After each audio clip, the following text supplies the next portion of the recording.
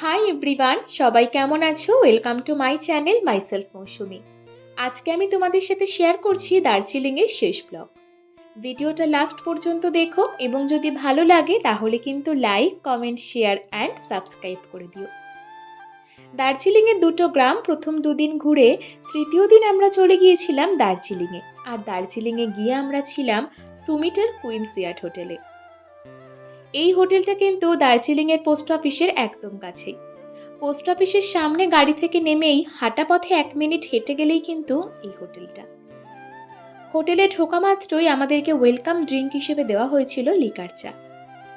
এরপর আমি তোমাদের এই হোটেলের রিসেপশন এরিয়াটা একটু ঘুরে দেখাই। এটা হচ্ছে এই হোটেলের রিসেপশন এরিয়া। দেখো রিসেপশন এরিয়াটা কত চেয়ার টেবিল দিয়ে ভীষণ সুন্দরভাবে সাজানো ছিল। আর রিসেপশন এরিয়ার সিলিংটাও দেখো কত সুন্দরভাবে সাজানো রয়েছে। আর এই রিসেপশন এরিয়ার পাশাপাশি কিন্তু একটা কমন টয়লেটও রয়েছে। তোমরা যদি কেউ এই হোটেলে থাকতে যাও, যদি চেক ইন করতে একটু টাইম লাগে কিংবা চেক আউট করার পর যদি তোমাদের হাতে অনেকটা সময় থাকে, তবে কিন্তু তোমরা এই রিসেপশন এরিয়াতে বসে অনেকটা সময় কাটাতে পারবে। এরপর আমরা চলে গিয়েছিলাম আমাদের ফ্লোরে। আমরা ছিলাম 3rd ফ্লোরে।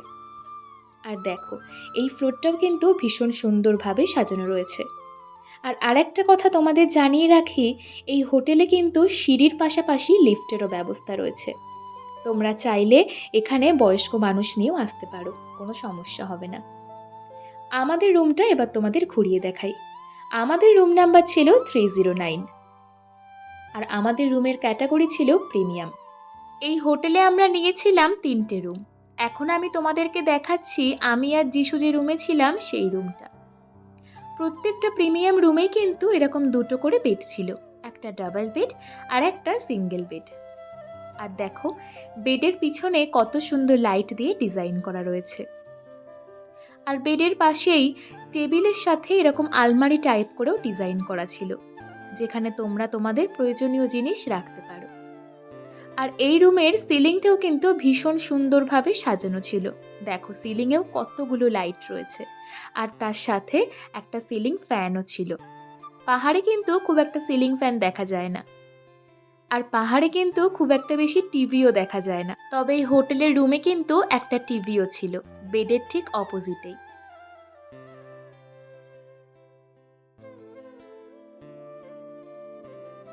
আর বেডের ঠিক পাশ থেকে এসেই পিছন দিকে কিন্তু রয়েছে আরও একটা টেবিল। আর এই টেবিলে কিন্তু একটা কেটেল, 2টো জলের বোতল, 2টো কাপ আর তার সাথে চা কফি করার জন্য প্রয়োজনীয় সব জিনিস রাখা ছিল।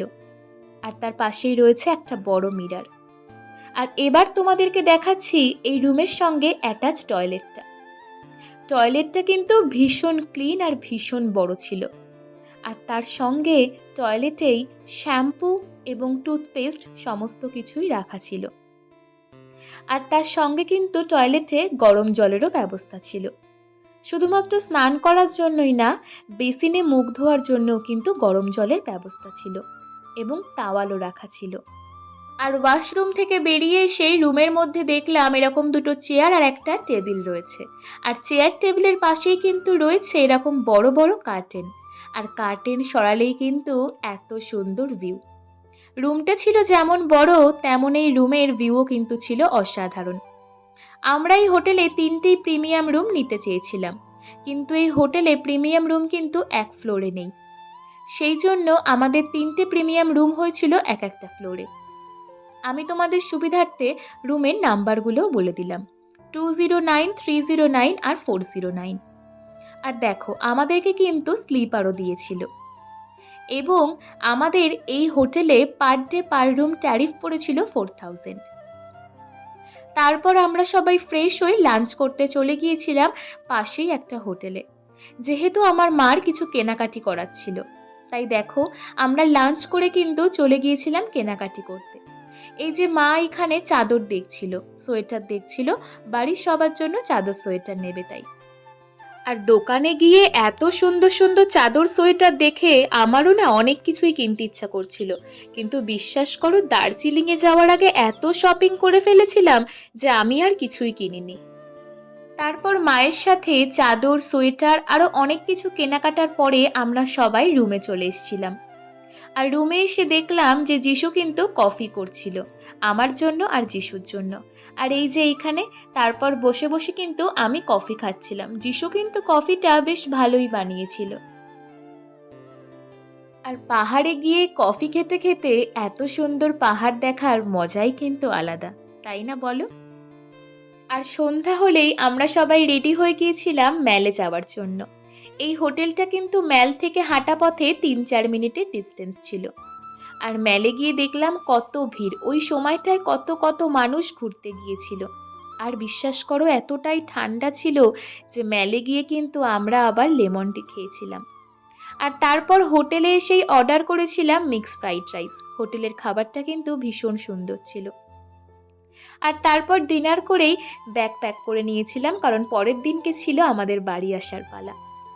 আর আমরা কিন্তু দার্জিলিং থেকে শিলিগুড়ি এসেছিলাম মিরিক হয়ে। তো সবাই জানিও ব্লগটা কেমন লাগলো। সবাই ভালো থেকো। দেখা হচ্ছে নেক্সট ভিডিওতে। টাটা। আর চ্যানেলটা কিন্তু সাবস্ক্রাইব করতে ভুলো না।